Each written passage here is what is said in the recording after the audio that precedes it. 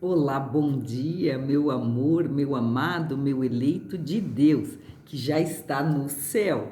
Por isso, escuta a palavra de Deus. Louvado seja Deus, nosso Senhor, nesse dia. Todos os fiéis que nos escutam, Maria, Jesus, os anjos, estejam presentes, o Espírito Santo no meio de nós. Hoje é 31 de janeiro, dia de São João Bosco. Quarta-feira, dia 31, então. Primeira leitura, segundo Samuel 24, de 2 a 9 e 17. Naqueles dias, o rei Davi disse a Joabe e aos chefes do seu exército que estavam com ele: percorrei todas as tribos de Israel, desde Dan até Bersabeia, e fazei o recenseamento do povo, de maneira que eu saiba o seu número. Joabe apresentou ao rei o resultado do recenseamento do povo. Havia em Israel 800.000 homens de guerra que manejavam a espada, e em Judá 500.000 homens. Mas depois que o povo foi recenseado, Davi sentiu remorso e disse ao Senhor: cometi um grande pecado ao fazer o que fiz, mas perdoa a iniquidade do teu servo, porque procedi com um grande insensato. Pela manhã, quando Davi se levantou, a palavra do Senhor tinha sido dirigida ao profeta Gade, vidente de Davi, nesses termos: vai dizer a Davi: assim fala o Senhor, dou-te a escolher 3 coisas, escolhe aquela que queres que eu te envie. Gade foi ter com Davi e referiu-lhe estas palavras, dizendo: que preferes? 3 anos de fome na tua terra, 3 meses de derrotas diante dos inimigos que te perseguem, ou 3 dias de peste no país? Reflete, pois, e vê o que devo responder a quem me enviou. Davi respondeu a Gade: estou em grande angústia. É melhor cair nas mãos do Senhor, cuja misericórdia é grande, do que cair nas mãos dos homens. E Davi escolheu a peste. Era o tempo da colheita do trigo. O Senhor mandou então a peste a Israel, desde aquela manhã até o dia fixado, de modo que morreram 70.000 homens da população, desde Dan até Bersabeia. Quando o anjo estendeu a mão para exterminar Jerusalém, o Senhor arrependeu-se desse mal e disse ao anjo que exterminava o povo: basta, retira até agora a tua mão. O anjo estava junto à eira de Areúna, o Jebuseu. Quando Davi viu o anjo que afligiu o povo, disse ao Senhor: fui eu que pequei, eu é que tenho culpa, mas estes que são como ovelhas, que fizeram? Peço-te que a tua mão se volte contra mim e contra a minha família. Perdoai-me, Senhor, meu pecado. Salmo 31. Feliz o homem que foi perdoado e cuja falta já foi encoberta. Feliz o homem a que o Senhor não olha mais como sendo culpado e em cuja alma não há falsidade. Eu confessei afinal meu pecado e minha falta vos fiz conhecer. Eu irei confessar meu pecado e perdoaste, Senhor, minha falta.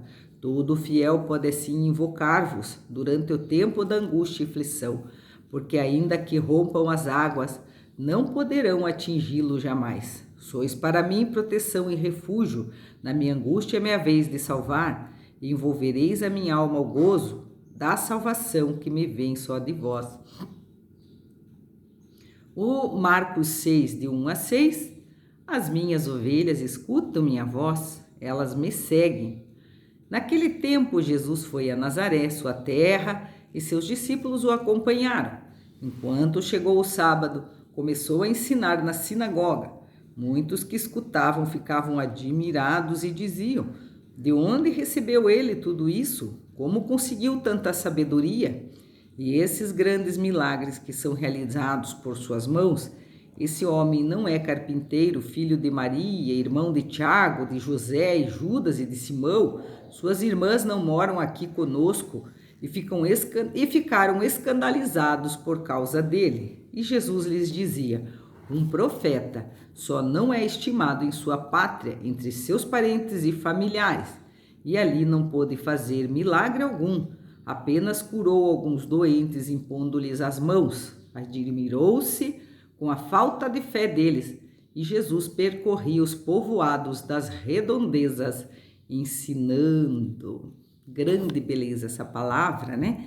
Em que Davi, ele chamou para ele a ideia de recensear o povo, ele sendo o rei, né? Samuel já tinha alertado para o povo não querer ter um rei, porque o rei se colocaria no lugar de Deus. E Davi então pede para eles irem fazer o recenseamento, mas não para que eles estivessem servindo a Deus, mas sim para que quisesse se ufanar daquilo de bom que tinha acontecido no reino e achando que foi ele mesmo, Davi, que fez. Então, num lugar tinha 800.000 homens de guerra, no outro 500.000 homens de guerra. E ele se orgulhou, mas de repente ele colocou a mão na cabeça, claro que sentiu o peso da mão de Deus, e se arrependeu e disse: Deus, eu pequei, eu não podia ter feito isso, não de fazer o recenseamento, mas sim de fazer o recenseamento para se envaidecer, para se engrandecer, para achar que ele humanamente era o dono de Israel, era o rei, era o melhorzão. Então ele se arrepende e daí Deus, quando ele se arrepende, Davi, ele tinha videntes, coisa que já não existe mais hoje, né? As pessoas não têm pessoas para orar a Deus e escutar aquilo que Deus tem para falar para elas. Nem mesmo, não sei se o Papa teria isso, mas é importante cada um de nós mesmos fazermos esse papel, ou em comunidade, ou na família, sabermos que tem um vidente, uma pessoa que escuta Deus e nos adverte, escuta Deus e nos mostra o caminho, para nós nos arrependermos, para nós seguirmos esse caminho.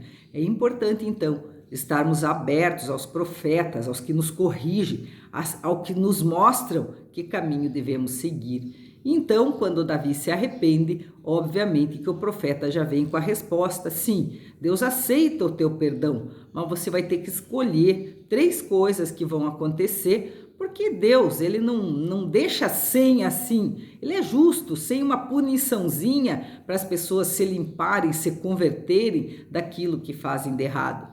Então, o profeta diz: escolha 3 coisas, ou a peste, ou os teus inimigos vencerem contra você, ou outra coisa lá. Então, Davi fala: não, eu prefiro ficar na mão de Deus do que ficar na mão dos homens. Vamos repetir isso? Eu prefiro ficar na mão de Deus do que ficar na mão dos homens. Porque os homens unidos, quando tramam contra o mal, eles abafam Deus, eles vencem Deus, eles se reúnem e mataram Jesus, né? Os homens unidos da igreja de Jesus mataram Jesus. Então, Davi, ele é claro quando ele diz: eu prefiro ficar na mão dos homens do que na mão de Deus, na mão de Deus do que na mão dos homens. Então, o que acontece? Começa a vir a peste, e daí o próprio Davi enxerga o anjo, né, e diz: chega. E Deus também diz: não, já matou muita gente. E Davi diz: fui eu que pequei, Senhor. Por que você fere o povo? Então é isso mesmo que acontece. Como uma pessoa é ungida de Deus, eleita de Deus, o povo está reunido, tramando, e essa pessoa escolher Deus colocar a mão no povo, claro que o povo vai perecer. Mas Davi, ele ficou: não, Deus, eu que errei. Então, quando um profeta de Deus, quando um eleito de Deus, como uma autoridade de Deus erra, é o povo que sofre, é o povo que sofre. Não porque Deus põe a mão somente como aqui, mas porque a própria autoridade renegou o poder de Deus. E quando uma autoridade, um pai, uma mãe, qualquer profeta, qualquer papa, padre, autoridade, médico, advogado, renega o poder de Deus em favor das suas próprias ideias, é um bruxo, é um mago, é uma pessoa que, claro que ele tem o poder de Deus nele, porque o homem é imagem e semelhança de Deus, mas uma autoridade que renega o poder de Deus para se achar para si, chamar para si o poder dele mesmo ser o poderoso, é um mago, é um bruxo. Então essas pessoas devem então chamar a maldição pro povo. O povo acaba sendo amaldiçoado, o povo, por eles não obedecerem, o povo acaba perecendo. Saiba disso, meu irmão, saiba disso, minha irmã. O Salmo 31 vai realmente ser um salmo penitencial. onde Deus perdoa os pecados de todos, né? E o Evangelho, Jesus então está lá, indo para a cidade dele, junto com os seus discípulos, na sua igreja, e ele começa a falar com muita autoridade, com muita sabedoria. E aquele povo colocou o conhecimento humano de Jesus acima de Deus, mesmo estando dentro da igreja. Eles reconheciam, enxergavam a humanidade de Jesus, de quem ele era filho, o que ele fazia, de quem ele era irmão, e eles, em vez de se atentarem para que Jesus tinha um novo para dar para eles, que vinha de Deus, que vinha do céu, eles só enxergavam a humanidade de Jesus, que eles conheciam Jesus. E Jesus, então, ele ficou admirado com a incredulidade, porque claro que Jesus queria debutar no meio do povo dele, ele queria debutar como o profeta, como o rei, como o salvador no meio da igreja dele, da sinagoga dele, no dia de sábado, junto com os discípulos dele, mostrar o poder de Deus que estava nele, não o poder dele. E o povo confundiu. Ali em Davi queria o poder para ele, e agora o povo quer o poder contra Jesus, que é Deus. Então, em todos os momentos da vida, quando a humanidade se une, seja os homens humanos, dentro da sua ideia, da sua miséria, não para louvar e buscar Deus nos seus pensamentos, mas para entre si se unirem para fazer o mal, eles matam Jesus, eles acabam com Jesus, que é o profeta, que é o rei, que é o mestre, que é a autoridade diante de Deus. E da mesma forma, quando uma autoridade, como se fosse Jesus, buscasse seu próprio interesse, ela se aniquilaria e aniquilaria o seu povo. São coisas, então, que atraem a maldição, a ira de Deus, quando homens se reúnem contra Deus, ou quando a autoridade não obedece a Deus, o povo sofre. Então, gente, aquele povo perdeu a oportunidade de receber Deus através de Jesus. Eu sempre falo, Jesus era a cera da vela e a chama que estava em Jesus era Deus, e eles perderam de ver a chama da vela, de acender a luz neles, porque estavam focados na cera, que é apagada, que é escura, que não leva a nada. Deixaram de ver a luz. Ele, Jesus, se exibiu, mostrou a sabedoria, mostrou a inteligência, mostrou os milagres, mostrou as curas, mas verdadeiramente isso não prevaleceu, porque a ideia do povo prevalece. Jesus teve sim que fugir dali. Jesus teve sim que fugir dali, não teve como. Tem muita gente que pensa, não, Jesus é Deus, Deus é Deus, se ele quiser, ele faz o que ele quiser. Não, um monte de homens unidos tem força de Deus para fazer o mal para Deus.